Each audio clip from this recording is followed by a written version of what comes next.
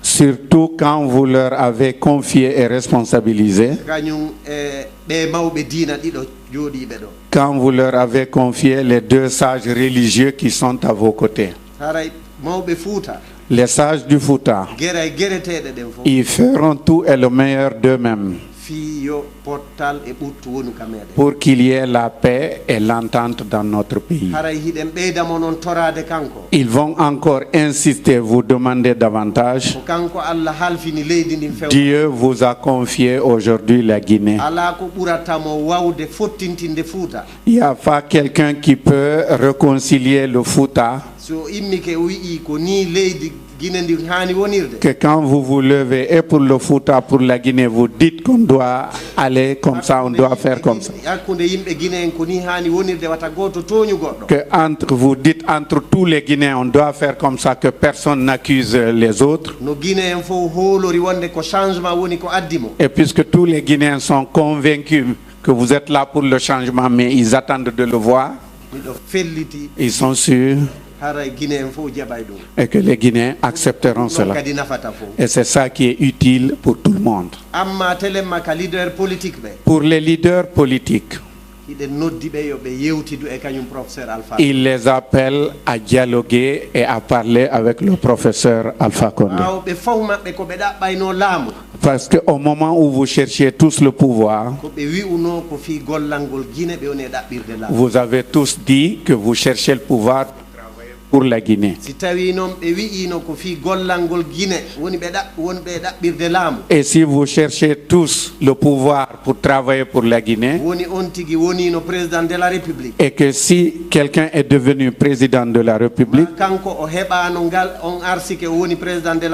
ou quelqu'un d'autre n'a pas eu la chance d'être président de la République,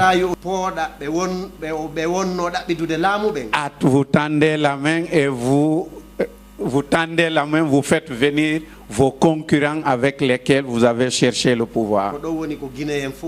C'est ça et c'est là où tous les Guinéens vous attendent et espèrent de vous. Et puisque vous venez de dire et vous avez toujours dit que tout ce que les sages de la Guinée vous ont dit, vous allez le faire.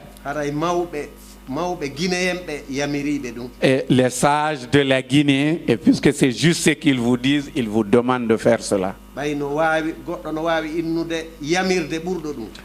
Parce que quelqu'un, un humble, un peu faible, peut dire à quelqu'un de plus fort que lui.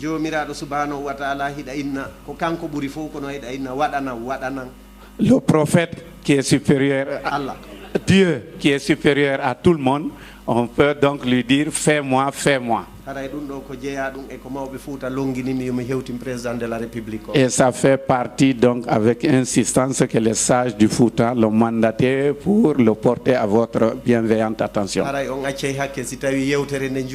Il s'excuse si le message a été long. Mais c'est sur votre visage et la détente que vous avez qui font qu'ils vont sur cette lancée et ils sont aussi explicites. Les doyens qui sont plus âgés que lui sont là. C'est à eux que va revenir l'honneur de faire les bénédictions. Il s'excuse et il prie sur Dieu et le prophète.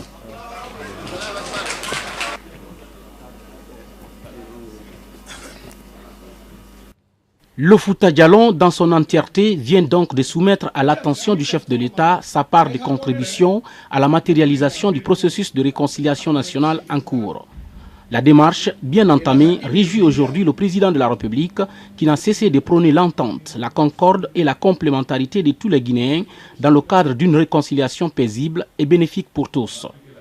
Professeur Alpha Condé entend continuer toujours à œuvrer en faveur de la vérité, de la justice, de la paix et de l'unité entre les filles et fils de notre nation.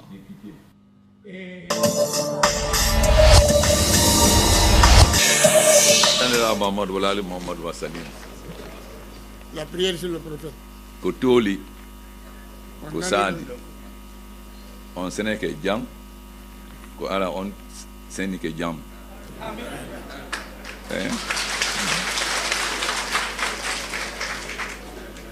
La Guinée ko auto maldo pine nai. Si goto alat pine auto no yata. O mo babe do o be mo tawama lama Porto lama Sékou-Touré lama Lansana Conté lama Dadis lama Sékouba o be ido andi la Guinée buri lam ido buri mi andude lawol ko dion ko janko mi nana seeda pour le mais pour la mais mi wawata wolude so atuna hake mais mo wolu to français Bravo. Je souhaite la bienvenue à tous les grands sages venus de notre contrée du Fouta. Nous savons que le Fouta est une grande région religieuse. Vous avez cité Tiana Boubandian. J'ai fait mes études avec beaucoup d'enfants de cette famille. Nous avons eu à lutter politiquement ensemble. J'ai fait presque tous les districts du Fouta. J'ai fait tous les districts de l'Abbé, de Koubia, de Lelouma, de Dalaba, de Mamou. J'ai fait les districts de Mali, sauf la frontière avec la République du Mali. J'ai fait la préfecture de Tougué, sauf la partie qui est frontière avec le Mali. Vous savez que la route est très très difficile. J'ai beaucoup écouté, mais j'ai répondu aussi. J'ai posé une question. J'ai dit le Fouta connaît beaucoup la chefferie. Depuis Karamoa Alpha, ou à Sori, son guerrier, le Fouta connaît si bien la chefferie qu'elle a eu à trancher entre les descendants de Karamoa Alpha et de Sori, son guerrier. Karamoa Alpha était le chef religieux. Il a dirigé la guerre contre les Dialonké parce que les Dialonké ne voulaient pas être musulmans. Mais un homme sage, il a compris que son fils ne pouvait pas assurer la direction du royaume. Il a choisi son seul guerrier, Sori. Son fils a trouvé cela injuste. Il y a eu beaucoup de guerres entre Alfaya et le Soria. Mais le Fouta a su trouver la solution. Ils se sont réunis à Fukumba et ils ont décidé que les Soria gouverneront 2 ans et l'Alfaya 2 ans. Mais c'était une mauvaise solution parce que le pouvoir se partage difficilement. Donc quand le Soria était Almami, après 2 ans, il refusait de quitter. Tout le Fouta se mettait avec l'Alfaya pour combattre les Soria. Finalement, les Blancs ont tranché en faisant 2 Almamia, l'un à Mamou, l'autre à Dabola. Donc ça veut dire que diriger, ce n'est pas facile. Mais le Fouta connaît mieux la chefferie plus que tout le monde. Dans le passé du Fouta, quand vous venez dans une maison, quand on met une natte, la personne ne s'assoit pas.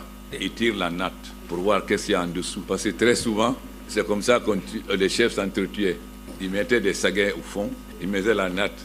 Donc quand tu t'assois, tu tombes et tu meurs. Donc le Fouta connaît le point de la chefferie pour que n'importe qui en Guinée. Vous avez parlé de justice, de paix, d'équité. La première remarque que je fais, lorsque De Gaulle a fait le référendum, 3 dirigeants avaient voulu voter non.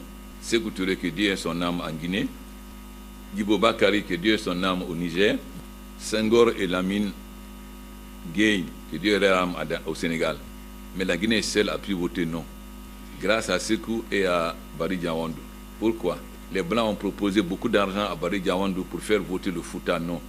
Diawandou a refusé et le PRA et le PDG ont mené campagne pour le non. La Guinée seule est devenue indépendante. Nous avons fait la fierté de l'Afrique. Mais en 1958, qui habitait la Guinée? C'était les Peuls, les Malinké, les Soussous, les Thomas, les Guerzé, les Kissiens, les Mikiforé, les Baga, etc. Quels sont les gens qui habitent la Guinée aujourd'hui? Ce sont des Martiens ou des Français ou ce sont ces mêmes populations qui habitent encore la Guinée? Si nos pères et nos grands-pères ont pu, comme un seul homme, dire non et donner l'indépendance, comment ça se fait que nous avons pu nous diviser? Les sages d'entre vous qui ont connu toute l'histoire de la Guinée depuis la période coloniale doivent beaucoup réfléchir à cette question. Pourquoi hier nous étions comme les doigts d'une seule main et pourquoi nous sommes divisés aujourd'hui? J'ai ma réponse, mais je préfère écouter les réponses. Moi, je me suis battu avec des amis comme Alpha So, Barry Lafou, etc. pour qu'on soit indépendant. Nous avons soutenu Sékou Touré jusqu'en 60. Quand on a arrêté les enseignants, nous avons dit que ce n'était pas un complot. et nous nous sommes opposés à Sékou Touré. Moi, je suis malinké, mais je me suis opposé à Sékou Touré. Et j'ai été condamné à mort par contumace. Pourtant, je suis malinké. Mais Sékou Touré m'a condamné à mort par contumace. J'avais soutenu Sékou Touré pour qu'on soit indépendant et qu'on se développe. Pas pour qu'il y ait le camp Boiro, pas qu'il y ait des arrestations. Mais je n'ai jamais voulu servir les Français contre Sékou Touré. Parce que je voulais que toute l'Afrique se libère de la domination des Français et des Anglais. Donc pour moi, il n'y avait pas de différence entre Sékou Touré, Houphouët, Senghor, etc. Je devais les combattre tous pour l'indépendance de l'Afrique. Chérif connaît bien notre histoire, un ami intime d'Alpha Sow. Quand j'étais étudiant, la plupart des gens qui luttaient avec moi étaient des Peuls. À l'époque, les Malinqués me combattaient. Ils disaient que j'étais l'instrument des Peuls. Moi, j'étais l'instrument de personne. Je défendais mes convictions.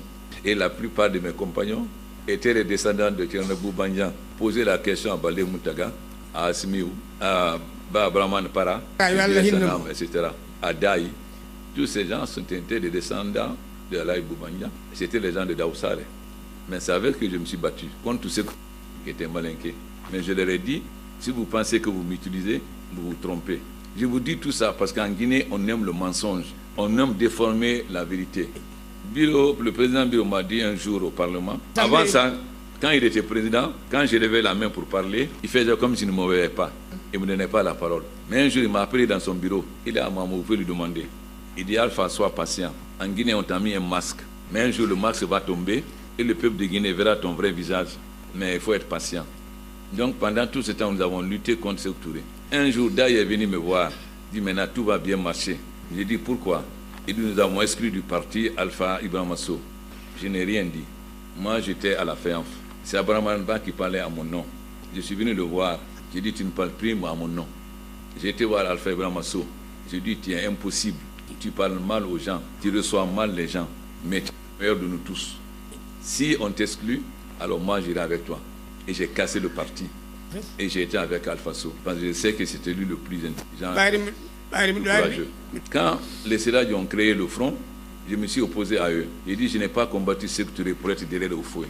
Je n'ai pas combattu Sékou Touré pour me mettre derrière les Français. J'ai combattu Sékou Touré parce que j'estime qu'il n'est pas assez progressiste. Ce n'est pas pour que les Français nous dominent de nouveau. J'ai été voir le syndicaliste David Souma à Dakar.